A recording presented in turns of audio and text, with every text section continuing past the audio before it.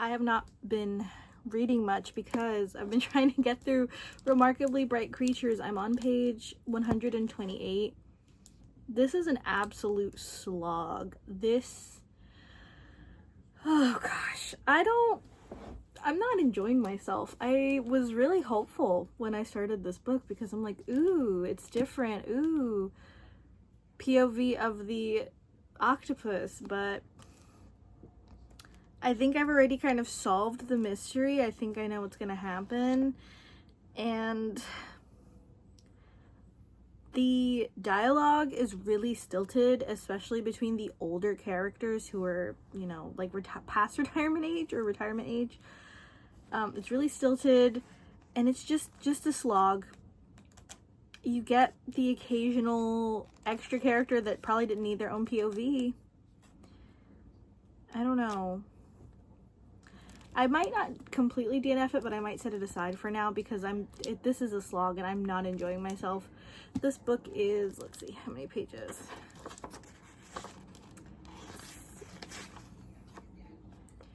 355 pages, and I'm 120 something pages into it. Bored out of my rightful mind. I have other books that I would rather be reading. So I don't know how I'm going to go about this. I might set it aside for now. We might not completely DNF it, but if I have to renew it more than once, she's going to be a DNF. But we'll see. We'll set that aside for now. Aside from that, I actually have picked up some books at the bookstore. These are all used books because way back when I was 12, which was a long time ago now, and you would think that this idea wouldn't be in my head, but when I was 12, my friend at the time lent me a copy of City of Bones, and I read it and I loved it, and I never did finish the series. I never did continue because at the time my parents did not buy me books. Ever since then, I have been plagued with the desire to finish, complete, continue on with Cassandra Clare's work. I've been plagued with a desire to finish Cassandra Clare's work, and I don't know why I decided this was the year I was going to try to find copies of the books, and I really wanted the original hardcovers from back then as well, so I've hunted down 3 out of the 6 originals. So we have City of Bones, City of Ashes, and City of Heavenly Fire, which I forgot was this big, honestly. I got these off Better World Books, which is a used bookstore, which is way better than thrift books because these actually arrived in the condition promised.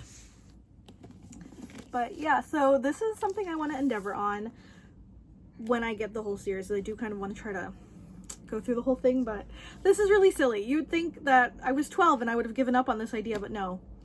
I'm an adult with adult money, so naturally, it's time. Also, more things from the used bookstore. I found book 5 in the Lockwood & Co. series in hardcover, which is The Empty Grave. I had to clean it. I'm always like really scared of book mold and book lice, so I'm always a little paranoid, but this book looks perfectly clean. I think I'm being paranoid. Then I found, this is an absolute find, I found the Twilight Illustrated Guide in hardcover. Someone had clearly spilled coffee on it. It's not going to show up on camera. I had to clean the book a bit, but this is a steal. This was $8.50. I'm so excited to have found this. I've never seen this thing in my life, but I'd heard about it and they finally had it. Now, if I could just find the graphic novels, that would be great. And finally, a long-awaited book. This is not a used book. This is Katabasis, whichever pronunciation you like, by R.F. Kuang. I've been stalking this since I heard it was coming out because it sounded incredibly interesting. I have not read an R.F. Kuang book yet. They gave baby girl the good white, stark white paper, that like textbook paper. Oh, it's so thin. How many pages is it? That might be why they were trying to make it. Yeah, it's 541. It seems like they were trying to make it not super fat. So the paper's a bit thinner, but it's really nice. And this is the special edition with the sprayed edges. I actually really like these sprayed edges. It really reminds me of Dante's Inferno for some reason. Oh. That would explain why.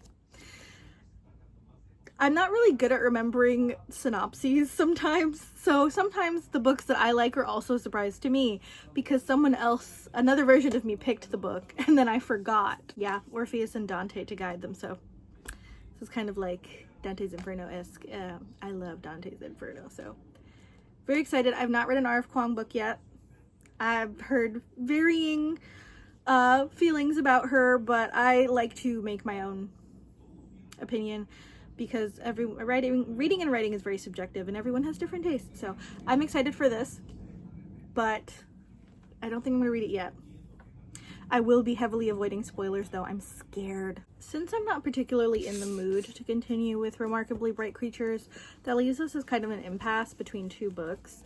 I can either read my library book, The Teller of Small Fortunes, or I can read the book I picked in my book board game, which is Dead Post Society, both of which are particularly short and very cozy reads. Obviously one does not belong to me, one does. I feel like we could probably read both within like this week to the next week. This, let's see, this One Teller of Small Fortunes is 322 pages, and Dead Post Society, which is a mass market paperback, is 288. No, my bad. 292 pages, but the book is not normal size, so it's actually probably shorter than that. So I think we're gonna kind of work our way through these two. In the meantime, I might start with Dead Post Society to see if I like Diane Kelly's books so that I can get more of them or find them at the library because I really like cozy mysteries. And I'm also very much in the mood for something cozy because it's the end of August. It's gotten very cold all of the sudden. It was blazing hot one week and then boom, pow, it's autumn. It's almost September 1st. That's when I like to decorate for fall in my room and stuff. So we'll see. Anyway.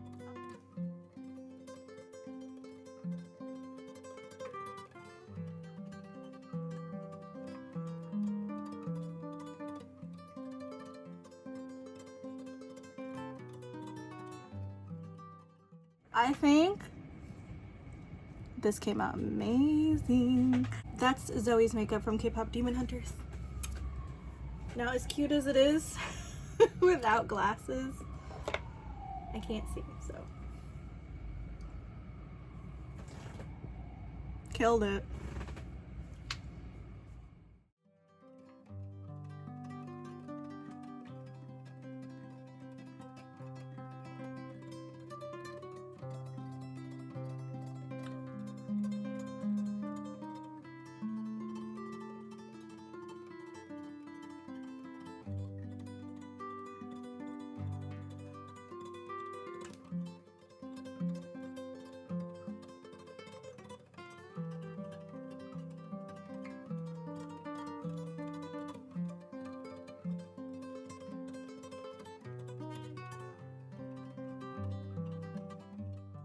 Hello. I have not been reading. I'm actually sick. You can probably tell that I'm sick from my voice. I feel like garbage, and I didn't want to sit in my normal spot to talk to you guys, so I'm talking to you from the corner of my bed. I feel like garbage.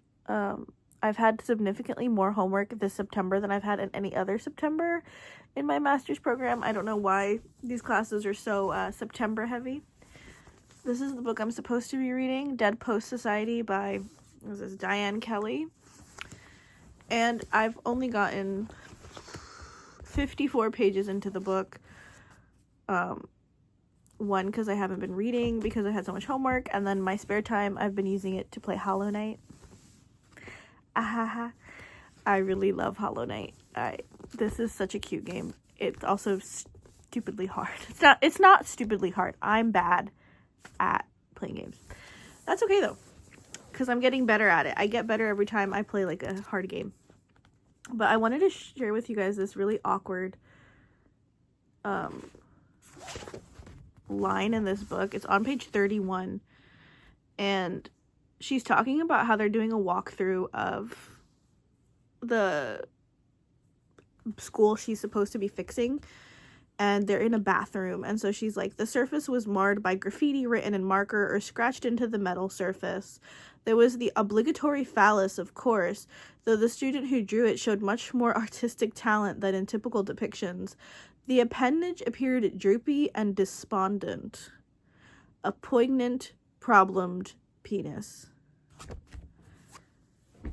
How did that make it past, like, copy editing? Why is that necessary? It's not.